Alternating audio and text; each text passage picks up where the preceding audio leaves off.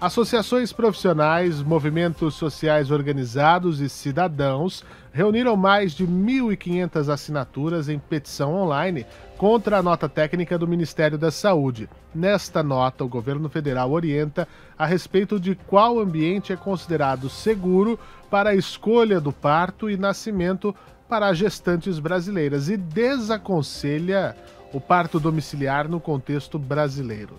Para falar sobre essa nota do Ministério da Saúde, nós vamos conversar com a Naira Scartesini Sena, que é ginecologista, obstetra, doutora que sempre está aqui conosco na programação da Jovem Pan, e mais uma vez recebendo ela já em 2022. Seja muito bem-vinda, doutora. Uma ótima noite.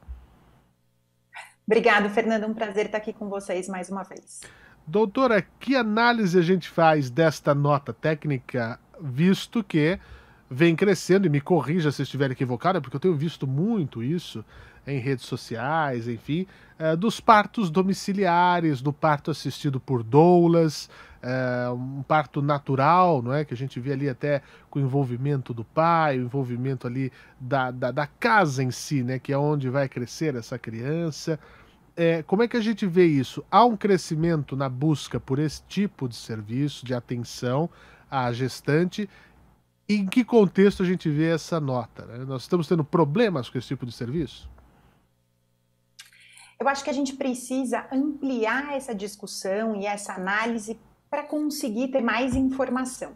Claro que tem crescido, e isso é muito rico e extremamente importante, a busca das gestantes por informação sobre o momento do parto. Mas a gente não pode individualizar o respeito ao desejo da gestante, aos anseios, às expectativas dela para o momento do parto, da segurança de assistência para a mãe e para o bebê. Então, a gente tem dois pontos aqui muito importantes que não podem ser divididos, individualizados nessa discussão. E o que a gente vê por aí são discussões muito rasas a respeito do tema, né? Claro que a presença do pai é muito importante no parto, que o respeito aos desejos da paciente é muito importante, que a informação é muito importante, mas a gente tem que se lembrar que o objetivo principal do parto é assegurar a vida da mãe e do bebê. E não tem como a gente fazer uma comparação em assistência médica, em segurança de assistência médica, quando a gente fala do ambiente domiciliar e do ambiente hospitalar. Aqui, sem ser tendenciosa para nenhum dos lados, mas trazendo a individualidade de cada caso.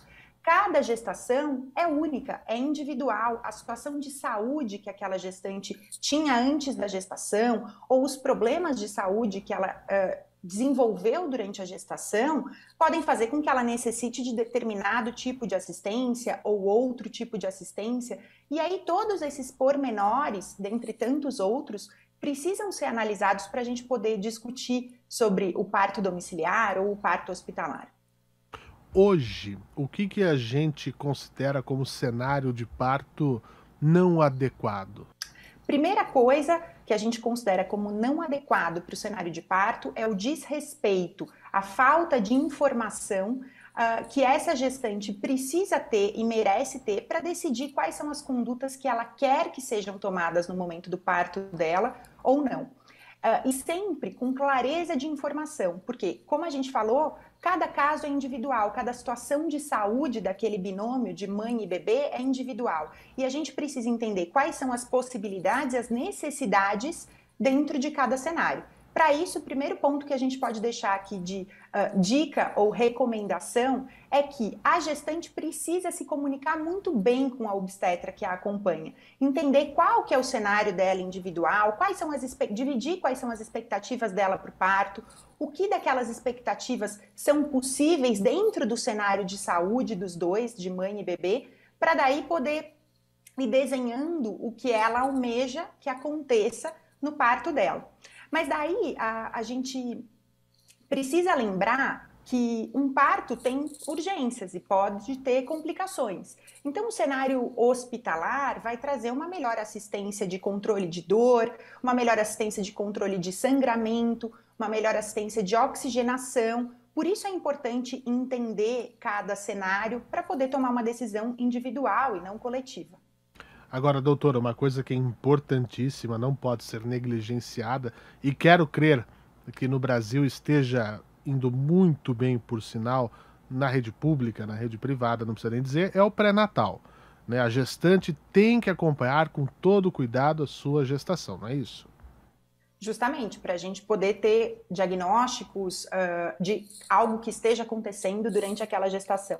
E quando a gente fala dessa discussão de parto domiciliar ou parto hospitalar, as entidades ou o próprio Ministério da Saúde trazem estudos para embasar suas opiniões.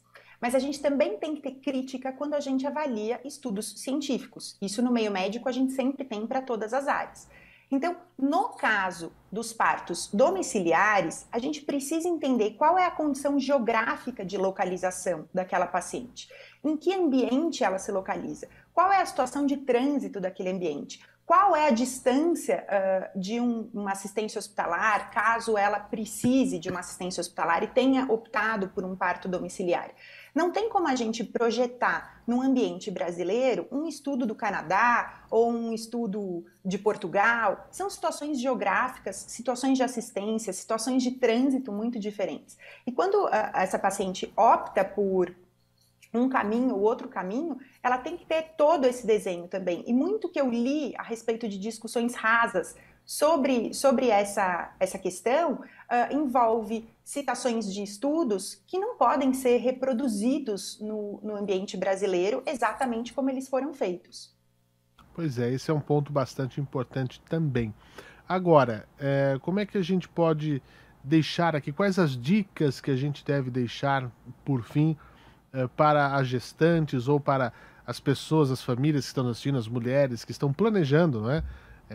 Ter um bebê nos próximos tempos, aumentar a família. Houve inclusive, já aproveito e pergunto, doutor, houve uma diminuição no número do planejamento familiar, de aumentar a família nesse período de pandemia, né? E que dicas a gente deixa, então, para ter essa questão da tranquilidade, do ambiente melhor adequado, de acordo com cada situação para a hora do parto? Que a principal recomendação que a gente pode deixar aqui para as gestantes em si, para as famílias das gestantes, antes de tudo, entenda com a sua obstetra qual a sua condição de saúde, qual a condição de saúde do seu bebê, quais as suas necessidades no momento do parto. Esclareça todas as suas dúvidas, os seus anseios, as suas inseguranças, para que assim você consiga ter plena noção do cenário possível de parto para o seu caso. E aí entender quais são as assistências necessárias. O respeito à gestante, o respeito ao bebê não devem nunca ser discutidos, independente da via de parto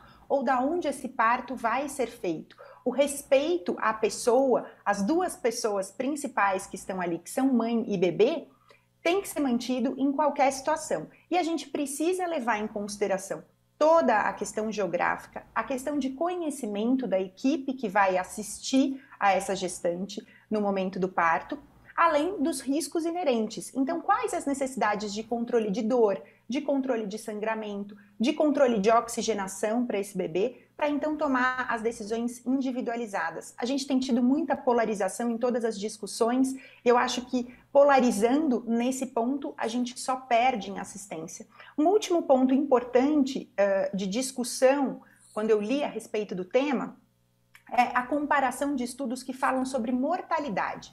A mortalidade de mãe ou de bebê na assistência domiciliar ou na assistência hospitalar pode ser igual em determinados estudos. Mas a gente nunca quer, numa situação de gestação, chegar ao desfecho de óbito. Esse nunca é um objetivo nesse momento. O que a gente precisa discutir aqui são as complicações possíveis, porque as complicações com a falta de assistência podem ser negligências. Então a gente precisa entender quais são as complicações de um parto domiciliar e o que a falta da assistência do ambiente hospitalar pode trazer para esse atendimento dessa possível complicação. Muito bem, eu queria agradecer a doutora Nairis Cartesini Sena, ginecologista, obstetra, está sempre aqui conosco, e já reforço o convite para que volte outras oportunidades aqui na nossa programação.